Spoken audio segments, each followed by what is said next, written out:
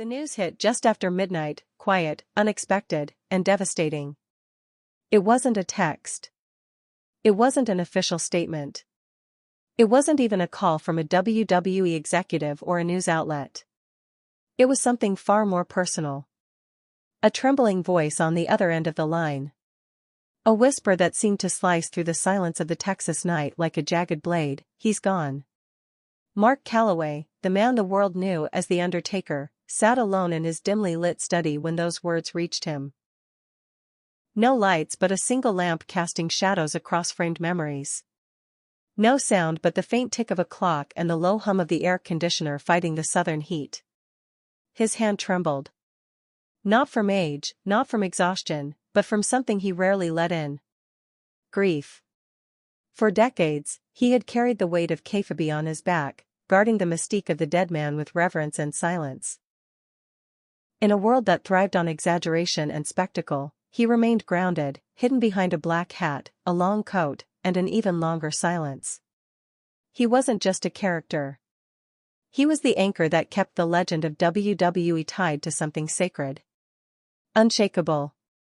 Stoic. Eternal. But that night, all of it cracked. Because Hulk Hogan had died. And with him, a part of wrestling's soul seemed to fade into the night. It wasn't supposed to happen like this. Not for someone like Hogan. Not the man who towered over the golden age of wrestling with the charisma of a rock star and the body of a superhero. Not the man who once slammed Andre the Giant in front of 93,000 screaming fans, elevating professional wrestling into pop culture immortality. Hulk Hogan was supposed to be eternal. But now, he was gone. The man who once stared into the eyes of death on screen, who led mourners through storylines of betrayal, vengeance, and supernatural resurrection, was suddenly faced with a loss too real to script. He wasn't The Undertaker now. Not tonight. He wasn't the myth. He wasn't the legend. He wasn't the streak. He wasn't the final bell toll at WrestleMania. He was Mark. A man. A friend. A brother. And he was broken. What if I told you this was the first time in decades that the man who buried giants found himself utterly lost? What if I told you that behind the theatrics, behind the smoke and gongs, behind the mystique, beat a heart deeply tethered to the man he just lost? This is not a story about wrestling. This is a story about grief. About brotherhood. About legacy. And what happens when even the strongest man in the room can no longer carry the weight of silence? The first thing Mark did was leave the house. No shoes. No coat. No explanation. Just a flannel pajama bottom and a threadbare Henley, faded from years of wear. He stepped into the warm Texas night, the air thick with humidity and the distant hum of crickets. The stars overhead were piercingly clear, staring down like the eyes of all those he had already lost. He looked up, exhaled, and whispered one word, "Damn, Terry." He didn't need to say more. Terry Bollea, Hulk Hogan to the world, had not always been his closest friend. They didn't talk every week. They didn't vacation together. There were times they went years without speaking. There had been rumors. Tension. A distance created by time, ego, and the natural erosion that fame often brings. But what they shared wasn't surface-level friendship. It was battle-forged respect. They were two of the last titans of their era. Men who carried an entire industry when its future hung in the balance. Men who sacrificed their bodies, their families, and their privacy for the sake of something larger than themselves. They didn't always agree. But they understood each other in ways no one else ever could. And now, only one of them remained. Inside the house, Michelle McCool watched from the doorway. She had seen her husband through nearly every loss a wrestler could endure. Owen. Eddie. Paul Bearer. Yokozuna. Scott Hall. So many names. So many brothers fallen. But this was different. Mark didn't say a word when he came back in. He didn't touch the untouched whiskey that still sat on the side table. He didn't return to bed. He went straight to the garage. There, in a forgotten corner, was a dusty stack of VHS tapes. Wrestling classics. Personal copies. Bootlegs. He sifted through them silently until he found one. WrestleMania 9, Taker vs. Giant Gonzalez/Hogan returns. His thumb traced the faded ink on the label. His hand trembled. And then, the tape slipped from his fingers and hit the concrete. Not out of anger. Not out of drama. But because for the first time in a long time, his hands failed him. Michelle followed him out, crouched beside him as he stared at the fallen tape. "You okay?" she asked gently, knowing the answer. He didn't reply. She picked up the tape, dusted it off, and sat beside him on the cold floor. "You want to talk?" He turned to her slowly, his voice raw, barely audible. "I just lost a brother." Those 6 words, simple, broken, devastating, were more than a confession. They were an admission from a man who had spent his entire life shielding the world from his emotions. And now, the shield had shattered. There's a strange silence that follows news like this. A silence louder than any roar of a WrestleMania crowd. It lingers. It seeps into the walls. It drowns out every other thought. Mark sat in it, not fighting, not denying, just sitting. He didn't need condolences. He didn't want camera crews. He didn't crave headlines. He just needed to remember. He went to his study. The same room where contracts were signed, match notes were written, and legacy was etched across yellowing notepads and legal pads. He found one, still blank, and began to write. But not for the world. For Terry. The first line came quickly. "I know we didn't always see eye to eye." Then he paused. The words didn't stop because he had nothing left to say. They stopped because the tears started to fall. And once they did, they didn't stop. Not the violent sobs of an emotional breakdown. Not the dramatic, cinematic cries of a man in anguish. These were slow. Heavy. Silent. They rolled down the cheeks of a man who had been taught to never cry.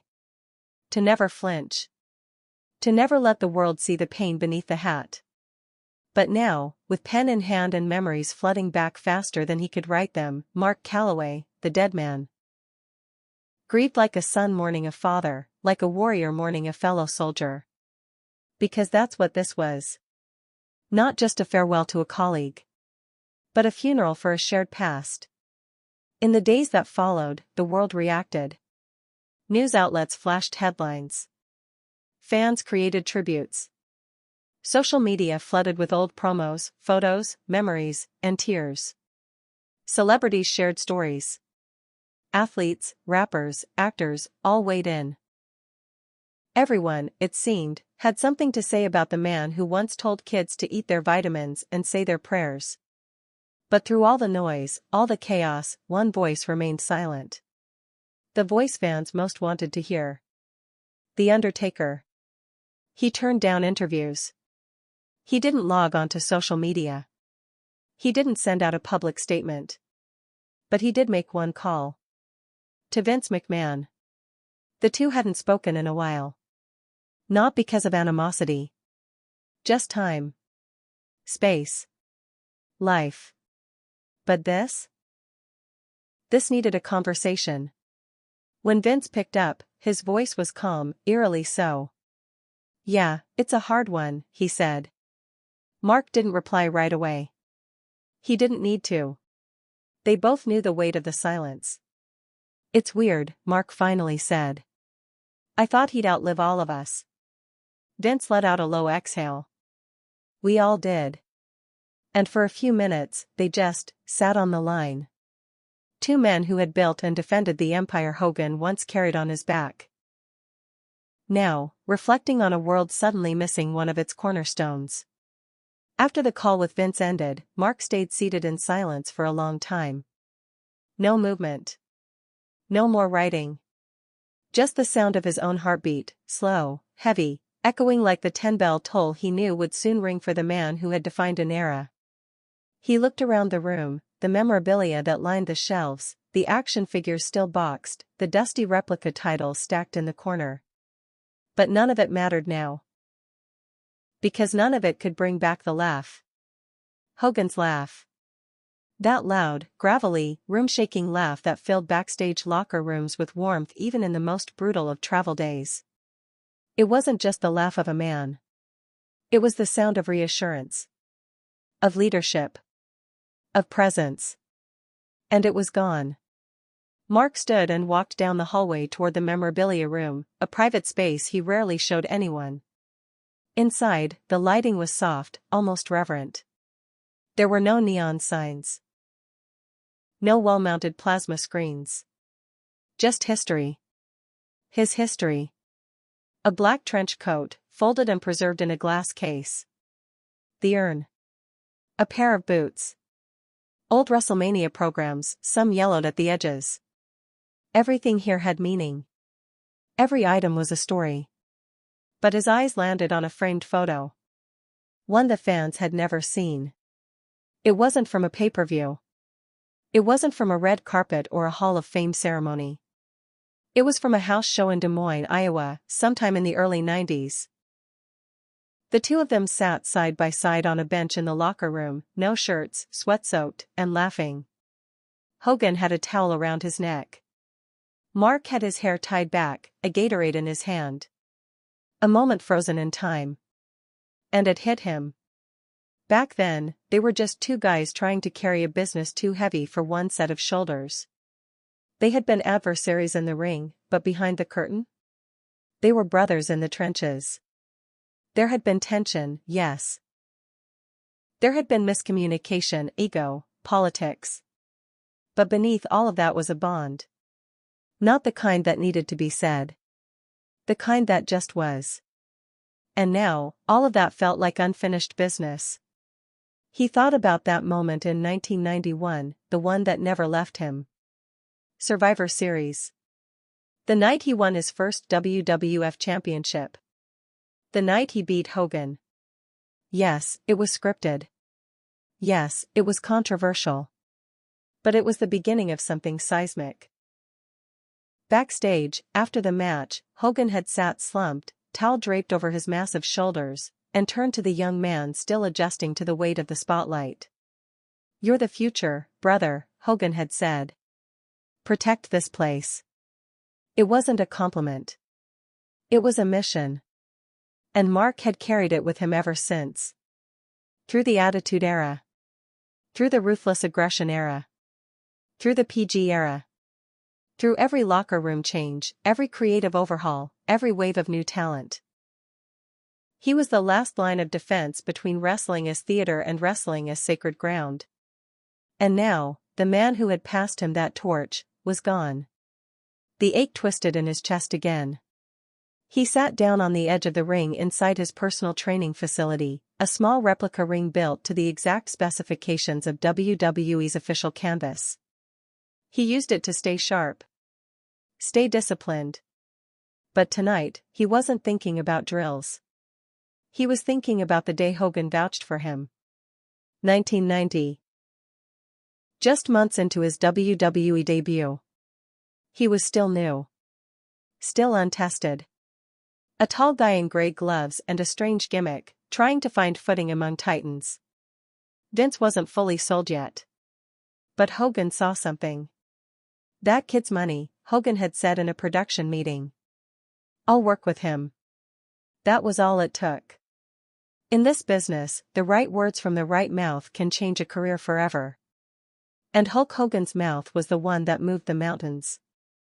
It wasn't always love between them. The 1991 Tombstone incident was infamous. Hogan had claimed in interviews that a botched tombstone had injured his neck.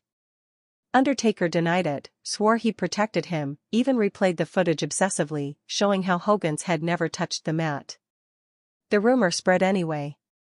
It haunted Mark for years. Shook his confidence. Made him second-guess his own performance. It wasn't until much later, after Hogan retired, that he approached Mark privately. "Brother. I overreacted. You were green. I was paranoid. I'm sorry. They never talked about it again. And that, more than any promo, any storyline, any handshake on camera, was the moment Mark knew Hogan understood. Understood how much that had hurt him. Understood how deeply he had taken the responsibility of keeping his opponents safe. Understood what kind of man stood across from him in the ring. Not a character. A brother. Mark rose from the mat and stepped out of the ring. That night, he didn't sleep. He didn't try. Instead, he returned to the letter. The one he had started earlier. And he kept writing. I saw you, Terry, he wrote. I saw the toll it took to be the guy. I saw how much you gave when the cameras weren't rolling. I saw the pain behind the smile. And I respected you more for it than I ever told you. His hand paused over the final paragraph. If you're reading this from wherever you are, just know. I kept the place safe. Like you asked. And I'll keep doing it. Until it's my turn. He folded the letter, placed it in an envelope, and sealed it with wax. Then he walked to the backyard, lit a fire pit, and watched it burn, page by page. Not because he wanted to forget. But because he wanted Hogan to have it. Wherever he was. Ashes to the sky. 2 days later, he reached out to Triple H. I need to do something, Mark said. A real goodbye. Not for the fans. For us. What are you thinking? Triple H asked. A tribute. Not flashy. Not scripted. Just real. And so, the planning began. In secret. Away from the limelight. A gathering was arranged at the WWE Performance Center.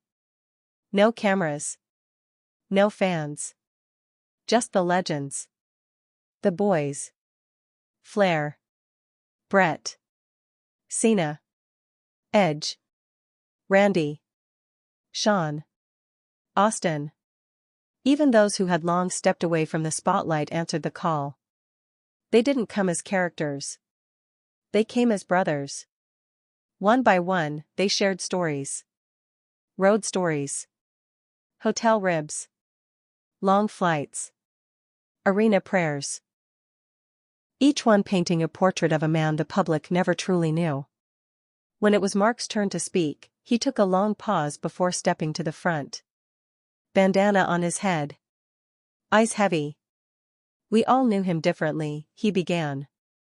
Some of us loved him. Some of us clashed with him.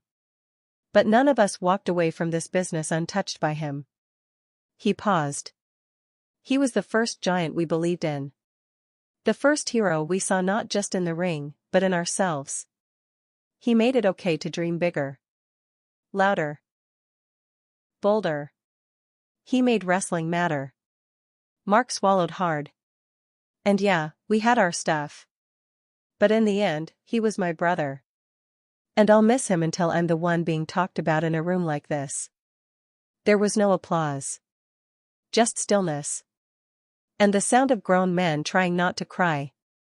Afterward, he walked the halls of the performance center alone. Eventually, he found his way to one of the practice rings, an exact replica of the rings from the early 90s. The same kind they'd trained in. Bled in. Dreamed in. He climbed in slowly. No theatrics. No fanfare. And he stood in the center. He looked around the empty facility and raised one hand high. That familiar Undertaker salute. But this time? It wasn't for show. It was a goodbye. A promise. A reminder. This ring was still sacred. Because of Hogan. Because of all of them. The world was watching. Not because of a title match. Not because of a surprise return or an unexpected heel turn. Not because of the spectacle that WWE had mastered across generations. They were watching because a silence had settled over the wrestling world, and that silence was about to be broken. Word had quietly spread, The Undertaker was coming to SmackDown. No match. No build. no advertisement. Just him. When WWE released the tribute graphic, black and white, Hulk Hogan's image silhouetted behind the words "Live Forever," a tribute to the Immortal One. Millions of fans knew this was going to be different. There would be no glitz. No pyrotechnics. No flashy montages. This was going to be sacred. In the production truck, crew members whispered to each other. He's actually doing it. He's really walking that ramp again. Some of them hadn't seen Mark Calloway in months. Some, ever. In the dressing room, newer superstars, those raised on the network, those who had grown up idolizing Hogan, sat in quiet anticipation. Cody Rhodes, his head bowed. Seth Rollins, pacing. Bayley, clutching a red and yellow wristband she had kept since she was 10. Becky Lynch, watching the monitor with tears threatening to fall. The arena was sold out. But the noise was different. No chants. No deafening crowd surge. Just murmurs. Expectation. Reverence. The lights dimmed. Not suddenly, not for shock. But slowly. Like the closing of a curtain. Then came the smoke. Rolling across the stage like a fog creeping through time itself. No bell. No gong. No ominous thunder. Just a single spotlight. And from the mist, he stepped forward. Not the Undertaker. Not the Deadman. Just Mark Calloway. No hat. No gloves. No eyeliner. No gear. Just a simple black suit, his long hair pulled back, his face etched with emotion. The crowd rose to their feet. But no one shouted. No one screamed. They just stood. Some with hands over their hearts. Others already crying. This was not a performance. This was grief. This was tribute. This was history unfolding in silence. He walked slowly to the ring. Each step deliberate. Each breath heavy. Inside the ring, there was no opponent. Only a single folded Hulkamania shirt placed in the center of the canvas. And a rose. Red. Vibrant. Laying on top. Mark stepped between the ropes. He walked to the center. He looked at the shirt, then looked to the rafters. There was no microphone. No speech. No promo. He knelt. Head bowed. One knee to the mat. And then, the bell. One toll. The sound echoed across the arena like thunder through a cathedral. 2. Flashes from the crowd lit the air like fireflies in morning. 3. People wept openly. Not just fans, but staff. Camera operators. Crew members. 4. Superstars watched from backstage, eyes fixed on the monitor, arms crossed, lips trembling. 5. In the front row, a child clutched an old Hulk Hogan action figure, holding it to his chest. 6. The silence was thunderous. 7. Mark didn't move. Not an inch. 8.